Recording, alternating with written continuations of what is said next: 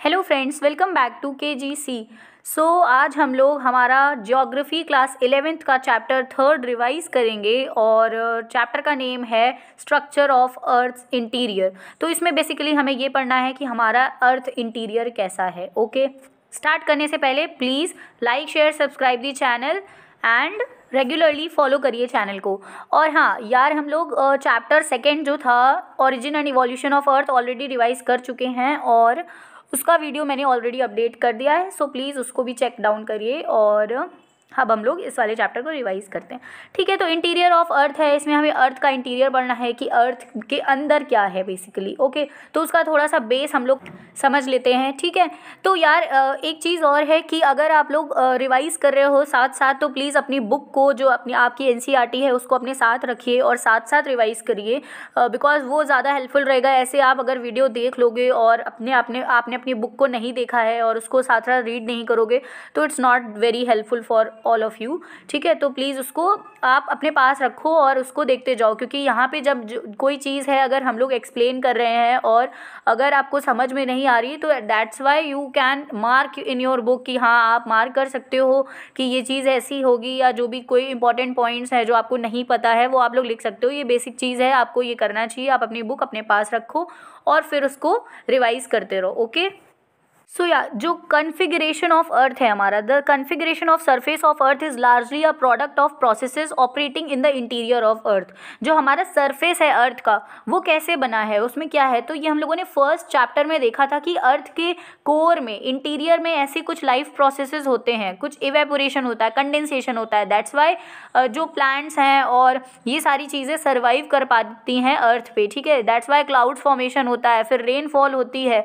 ठीक है, वॉल्केनिक लावा जब निकलता है उससे क्या होता है। तो ये सारी चीज़ें इंटीरियर प्रोसेसेस हैं अर्थ के।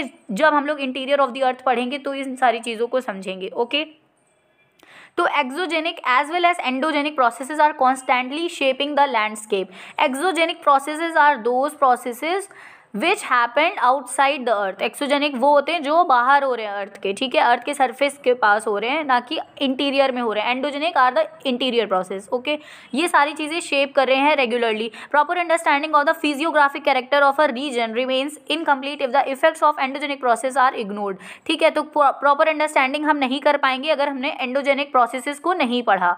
ठीक है, if the effects of now क्या है कि human life is largely influenced by the physiography of the region. किसी भी जगह की फिजियोग्राफी मीन्स कि कहाँ माउंटेन्स हैं, कहाँ रिवर्स हैं, कहाँ लैंडस्केप्स हैं। ठीक है, पेनिनसुलर है या क्या है, तो ये फिजियोग्राफी है किसी भी एक रीजन की, किसी भी एक जगह की। Therefore it is necessary that one gets acquainted with the forces that influence landscape development. ठीक है, तो हमें ये ज़रूरी है समझना कि क्या फोर्सेज हैं, क्या चीज़ें हैं जो किसी एक जगह के लैंडस्केप के डेवलपमेंट को अफेक्ट कर रहे हैं। ओके, तो इस चीज़ को हम लोग पढ़ने से पहले क्या हम लोग देखेंगे कि क्या है इंटीरियर ऑफ द अर्थ, क्या है सोर्सेज, क्या है डायरेक्ट है, इनडायरेक्ट है। ठीक है, क्योंकि इन्हीं सब की वजह से अर्थ में सुनामी आती है, फ्लड्स आते हैं, अर्थक्वेक्स आते हैं।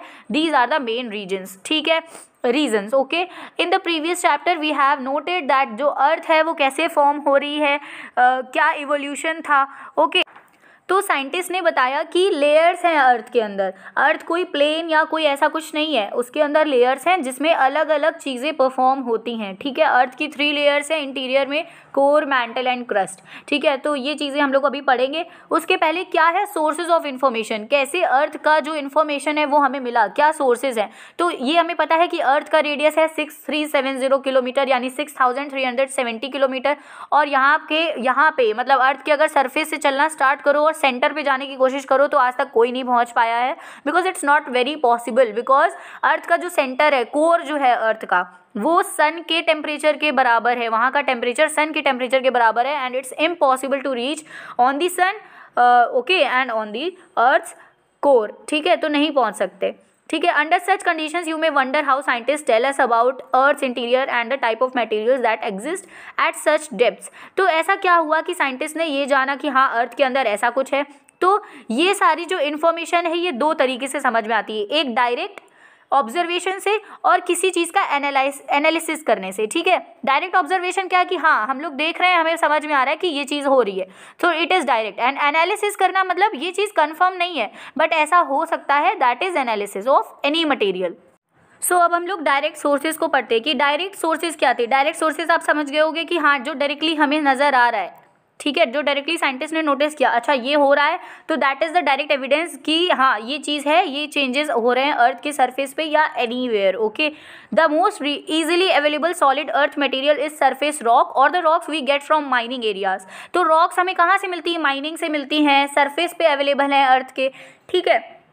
सिमिलरली जैसे गोल्ड माइंस हैं साउथ अफ्रीका में, वो 3-4 किलोमीटर डीप हैं, ठीक है। Going beyond this depth is not possible as it is very hot at this depth, ठीक है। तो इस डेप्थ के नीचे यानी 3 से 4 किलोमीटर के नीचे जाना पॉसिबल नहीं है, बिकॉज किसी ने निकाला होगा गोल्ड, ठीक है, गोल्ड माइंस है वहाँ पे, तो ऑब्वियस सी बात है गोल्ड निकलता होगा, एंड पॉसिबल नहीं है कि उसके नीचे लोग जा पाएँ। तो ये चीज़ ऑब्जर्वेशन से हो गया कि हाँ डायरेक्ट चीज़ है कि नहीं समझ में आ रहा है, कि मतलब डायरेक्ट चीज़ है कि समझ में आ रहा है कि हाँ नहीं जा सकते नीचे।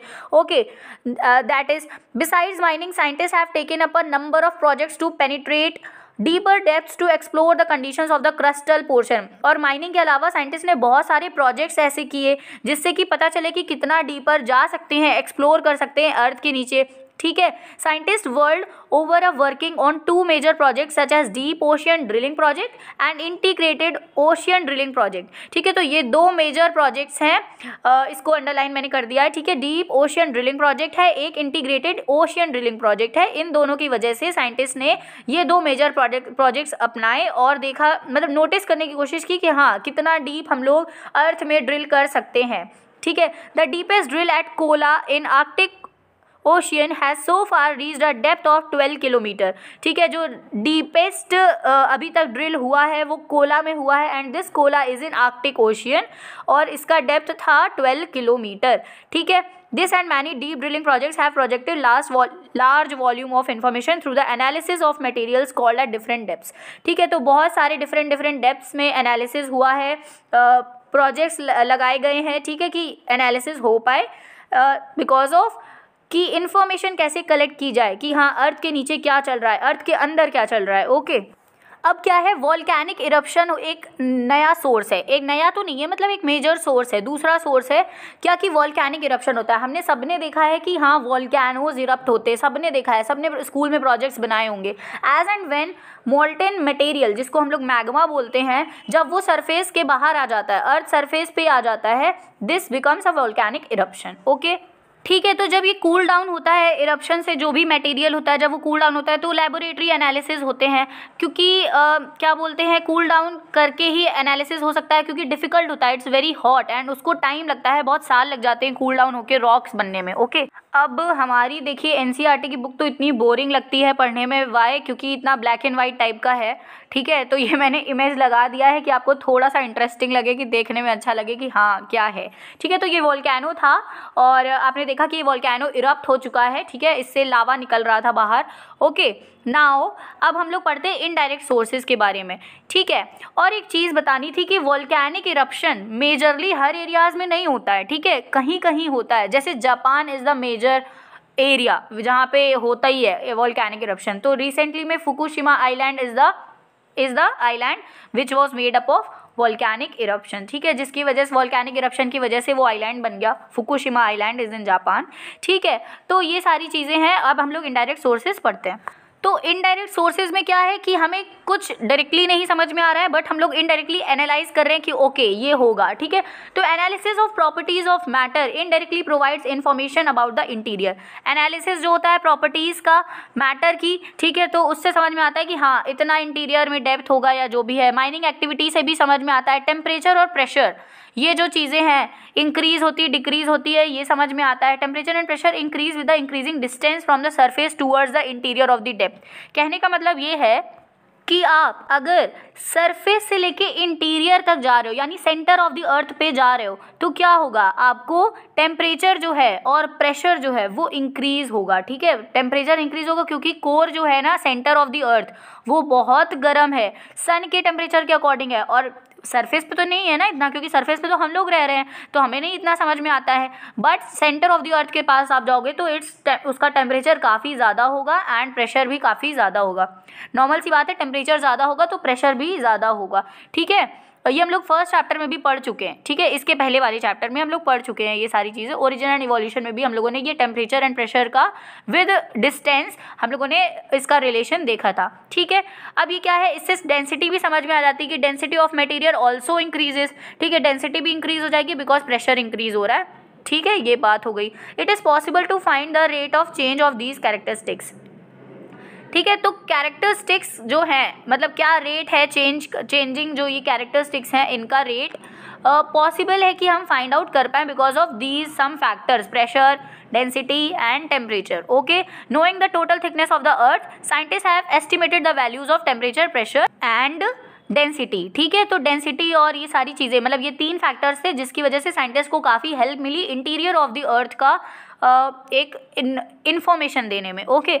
दूसरा सोर्स है इंफॉर्मेशन का कि हाउ मेनी मीटियोर्स, ठीक है, कितने मीटियोर्स अभी तक कितने टाइम में अर्थ तक पहुंच पाते हैं, अर्थ तक आ पाते हैं। मीटियोर्स आर दी ऑब्जेक्ट्स, ठीक है। अब ये जो मीटियोर्स हैं ये ऑब्जेक्ट्स होते हैं जो आके अर्थ पे गिर जाते हैं, ओके, अर्थ पे गिर जाते हैं एंड सम क्रेटर जैसा कुछ डेवलप कर देते हैं। अब ये जो बेसिक चीज़ें अगर आपको ये नहीं आती हैं सो प्लीज़ मेरा ही एक वीडियो है, मैंने डाला है क्लास 6 की एनसीईआरटी का, वो लिंक मैंने डिस्क्रिप्शन में दे दिया है, आप प्लीज़ उसको चेकआउट करो। बहुत क्लियरली एक्सप्लेन्ड है कि मीटियोर्स, मीटियोरॉइड्स, एस्टेरॉइड्स ये सब क्या होते हैं। So please check out the video, आपको अच्छा लगेगा, बस इतनी गारंटी कि आपको अच्छा लगेगा, okay. Now however it may be noted that the material that becomes available for analysis from meteors is not from the interior of the अर्थ, लेकिन जो मीटियोर्स हैं ये कोई अर्थ के इंटीरियर से तो नहीं निकल रहा है, ये कोई अनदर ऑब्जेक्ट है जो आके अर्थ पे गिरता है। बट होता क्या है कि the material and the structure observed in the meteors are similar to that of earth, लेकिन सिमिलैरिटीज होती हैं। Why earth is a planet and meteor जो है वो उसी प्लैनेट का कुछ टुकड़ा हो सकता है, किसी प्लैनेट का भी टुकड़ा हो सकता है, एंड प्लैनेट्स जो है वो ऑलमोस्ट सब सेम ही है, ठीक है, मतलब बने जिन मटेरियल से बने हैं वो तो सेम ही है ना, almost, okay. I am not talking about कि सारे मटेरियल सेम होते हैं, नहीं तो फिर आप लोग कहोगे कि अरे ये क्या बता दिया, सारे तो सेम होते नहीं है, सब तो अलग अलग होते हैं, ठीक है, हाँ अलग होते हैं बट ऑलमोस्ट जो मटेरियल है वो सेम है, तो इससे कुछ तो इन्फॉर्मेशन मिल सकती है ना। तो that is why meteors are use for collecting information and for research, okay. They are solid bodies developed out of material same as और सिमिलर टू अवर प्लैनेट। अब ये मेरा कोई क्रिटिसिज्म मत करना कि यार आपने एक ऐसा बता दिया, क्योंकि देखिए वही लाइन जो मैंने अभी बोली है ना वो आपकी बुक में लिखी हुई है एनसीईआरटी में, एंड एनसीईआरटी तो कभी गलत नहीं बोलता, ऐसा सब लोग मानते हैं, okay. Hence this becomes yet another source of information, and ये दूसरा source of information था। तो इनडायरेक्ट सोर्सेज में हमने पहला देखा टेम्परेचर, डेंसिटी एंड प्रेशर का रिलेशन, एंड सेकेंड हमने देखा मीटियोर्स, ओके। तो ये पॉइंट्स को कलेक्ट करते रहिए आप भी। और एक नया जो इनडायरेक्ट सोर्स है वो नया नहीं है बिल्कुल भी, क्योंकि हम लोग बचपन से पढ़ते आ रहे हैं, 10th में भी पढ़ा था हमने, 9th में भी पढ़ा था, ग्रेविटेशन। व्हाट इज़ ग्रेविटेशन तो सबको पता है, और gravitation, magnetic field, seismic activity, ये सारी चीज़ें जिनका फिजिक्स मतलब जिनका साइंस साइड बैकग्राउंड होगा, जैसे मेरा था साइंस साइड, तो मुझे पता है कि ग्रेविटेशन, मैग्नेटिक फील्ड और ये दोनों कैसे रिलेटेड हैं, ठीक है, सबने फिजिक्स में पढ़ा होगा। But if you don't know so no problem, आपको समझ में आ जाएगा, क्योंकि ग्रेविटेशन तो आपने पढ़ा ही है, और 10th तक तो आई थिंक मैग्नेटिक फील्ड भी पढ़ा होगा कि क्या मैग्नेटिज्म है, बिकॉज अर्थ के पास दोनों चीज़ें होती हैं, मैग्नेटिक फील्ड भी होता है एंड ग्रेविटेशन वो फोर्स लगाता है, ठीक है। तो दैट इज़ ग्रेविटेशनल फोर्स। ये जो होता है ये हर जगह सेम नहीं होता है, not same at every point, different latitudes में डिफरेंट होता है। ग्रेटर होता है पोल्स में और लेस होता है इक्वेटर में, बस ये याद रखना है कि ग्रेटर है पोल्स में, लेस है इक्वेटर। सो जो ये ग्रेविटी की वैल्यू है ये डिफ़र करती है according to the mass of material, ये हम लोगों ने पढ़ा है। वाई, किसी ने भी अगर किसी को भी याद हो ग्रेविटेशनल फोर्स का फॉर्मूला क्या होता है, जो आपने 9th क्लास में पढ़ा होगा, तो ग्रेविटेशनल फोर्स का फॉर्मूला होता है m into m, this m is the mass of object and another m is mass of earth, ठीक है। तो into m, ठीक है, upon D square, something like this, ऐसे ही होता है, अपॉन डी स्क्वायर होता है, आर स्क्वायर जिसको बोलते हैं, ठीक है। तो ये ग्रेविटेशनल फोर्स का फॉर्मूला है, एंड ये फॉर्मूला डिपेंड किस पे कर रहा है, mass of material, mass of earth पे भी डिपेंड कर रहा है, but mass of earth is constant, okay. तो ये मास ऑफ मटेरियल, जैसा मटेरियल का मास उतना ज़्यादा या कम gravitational force, it is directly proportional to the mass of material, okay. The uneven distribution of masses of materials with the earth influences this value, और ये इन्फ्लुएंस करता है इस वैल्यू को, ठीक है। और क्या है, रीडिंग ऑफ ग्रेविटी, तभी ये अलग अलग फैक्टर्स की वजह से रिलेट करती है या वेरिएबल होती है, वेरी करती है। ओके, इसको हम लोग ग्रेविटी एनोमैली बोलते हैं। Gravity anomalies gives us information about the distribution of mass of material in the crust of earth. और इस ग्रेविटी एनोमैली की वजह से हमें ये पता चलता है कि क्या क्या डिस्ट्रीब्यूशन है मास ऑफ मटेरियल्स का अर्थ पे। ठीक है, मैग्नेटिक सर्वेज जो है ये भी हमें बताते हैं, इन्फॉर्मेशन देते हैं। तो बहुत सारी चीज़ें हैं। पहला हो गया ग्रेविटी एनोमैली, सेकंड इज मैग्नेटिक सर्वे। ठीक है, ये जो इन्फॉर्मेशन देते हैं। Seismic activity, what is this seismic activity? ये सीस्मिक एक्टिविटी जो एक्टिविटी है ये टेक्टोनिक प्लेट्स की एक्टिविटीज़ हैं जो अर्थ के अंदर होती है। ठीक है, अर्थ के अंदर टेक्टोनिक प्लेट्स हैं और ये टेक्टोनिक एक्टिविटीज़ को हम लोग सीस्मिक एक्टिविटीज़ बोलते हैं। नाउ अब हम लोग अर्थक्वेक को रीड करेंगे, बट उसके पहले हमने देखा indirect sources and direct sources. ठीक है, डायरेक्ट सोर्सेज में हमने ये देखा कि डायरेक्टली क्या ऑब्जर्वेशंस हो सकते हैं अर्थ के इन्फॉर्मेशन जानने के लिए, एंड इनडायरेक्ट सोर्सेज में हमने काफ़ी सारी चीज़ें देखी, प्रेशर, डेंसिटी और टेम्परेचर का रिलेशन। देन हमने देखा मीटियोर्स, एंड मीटियोर्स की वजह से, मीटियोर्स जो होते हैं वो अर्थ पे आके गिरते हैं एंड उससे हम लोगों ने अर्थ के मटेरियल के बारे में जानने की कोशिश की। And third thing is gravitation, magnetic field and seismic activity. ये 3 चीज़ें हैं, ये 3 थिंग्स हैं जिसकी वजह से इंफॉर्मेशन मिलती है इंडायरेक्ट। तो अब हम लोग अर्थक्वेक को देखते हैं। अर्थक्वेक में क्या है, अर्थक्वेक कैसे होता है? This is a natural phenomena. Okay, natural phenomena है, एक कैलेमिटी समझ लो आप, कि कैलेमिटी है, नेचुरल कैलेमिटी जो बहुत सारा डिजास्टर और डिस्ट्रक्शन लेके आती है। ठीक है, अभी रिसेंटली में दिल्ली में अर्थक्वेक आया है, सबको पता है। ठीक है, Nepal is the centre of the earthquake, वहाँ पे आता ही रहता है। ठीक है, तो दिल्ली में भी अभी आया है और बहुत सारी चीज़ें हैं, बहुत सारी जगहों पे आता रहता है। ठीक है, earthquake, the study of seismic waves provide a complete picture of layered interior. Seismic waves की स्टडी से हमें लेयर्ड इंटीरियर का पूरा कंप्लीट पिक्चर नज़र आता है और इसी से हम समझते हैं कि अर्थ शेक क्यों करती है। The simple shaking of the अर्थ बोल सकते हैं सिंपल वर्ड्स में, यह अर्थक्वेक है। ये नेचुरल इवेंट है, ठीक है, जैसा अभी मैंने बताया। और ये इस अर्थक्वेक की वजह से एकदम sudden amount of energy release होती है जो वेव्स जनरेट करती है, and these waves travel in every direction. और इन वेव्स की वजह से सुनामी और फ्लड्स जैसी स्थिति क्रिएट हो जाती है ओशियंस में और रिवर्स में। ठीक है, तो ये हमारा अर्थक्वेक का कॉन्सेप्ट है।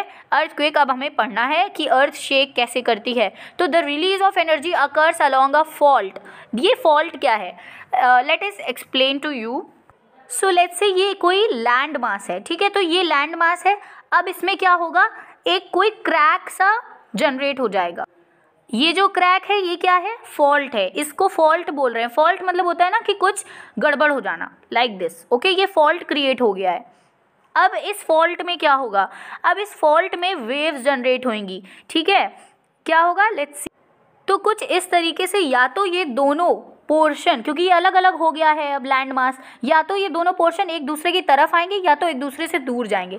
So that is the reason कि ऐसे अर्थक्वेक आता है। आपने देखा होगा कि जहाँ अर्थक्वेक आता है तो लैंड क्या होती है, चिटक जाती है, या धरती जो होती है फट जाती है, लोग बोलते वही है अर्थक्वेक। ठीक है, तो ये बिकॉज ऑफ दिस यही होता है कि रॉक्स जो है वो स्ट्रैटा, यानी स्ट्रैटा मीन्स लेयर्स फॉर्म कर लेती हैं और एक दूसरे को प्रेस करती हैं। फ्रिक्शन होता है, फ्रिक्शन मीन्स रिपल्शन फोर्स। ठीक है, या अट्रैक्शन फोर्स बोल सकते हैं। अट्रैक्शन में तो ऐसा नहीं कि वो जाके चिपक जाएगी एक दूसरे, नहीं, वो एक दूसरे के ऊपर से निकल जाएगा, ऐसे होगा। ठीक है, तो ये दोनों लैंड मासेस या तो ये कॉन्ट्रैक्ट करेंगे या तो ये डिप्रेस्ड हो जाएंगे, या तो ये दूर चले जाएंगे। तो या तो डिप्रेशन होगा या तो कॉन्ट्रैक्शन होगा।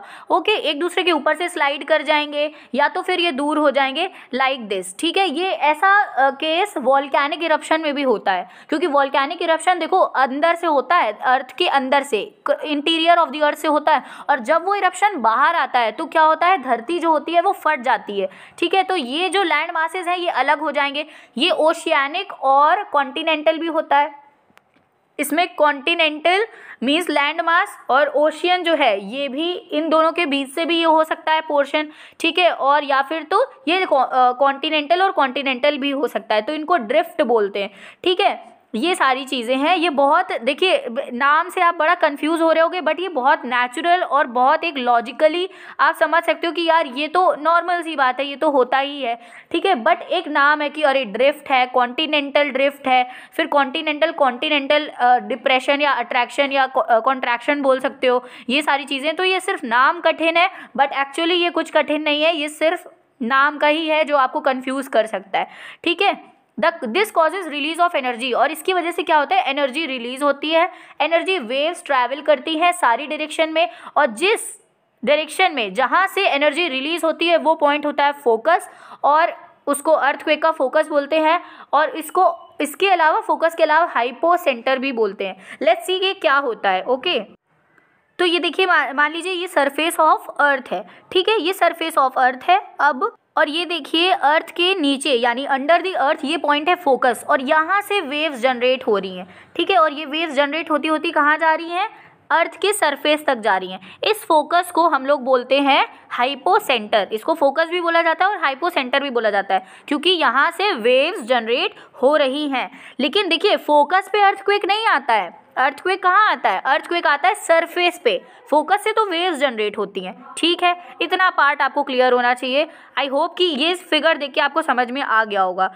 ठीक है। अब एक चीज़ और है कि this point on the surface nearest to the focus is called epicentre, ठीक है। तो ये जो नियरेस्ट पॉइंट है येलो कलर से मार्क्ड है जो सरफेस पे है, ये एपिसेंटर है, ठीक है। क्यों एपिसेंटर है, क्योंकि यहाँ पे अर्थ की जो ये अर्थक्वेक की वेव्स हैं ये सबसे पहले यहाँ पे फील होंगी लोगों को, जो यहाँ पे पोर्शन होगा वहाँ पे अर्थक्वेक की वेव सबसे ज़्यादा फील होंगी। आई होप ये पॉइंट आपको क्लियर हो गया होगा, ठीक है। कि अब एपिसेंटर क्या है, हाइपोसेंटर क्या है, हाइपोसेंटर कुछ नहीं है, फोकस है जहाँ से वेव्स जनरेट होती हैं, ठीक है। और एपिसेंटर वो है जहाँ पे सबसे पहले अर्थक्वेक फील किया जाता है, एक्सपीरियंस किया जाता है, ठीक है। ये हो गया।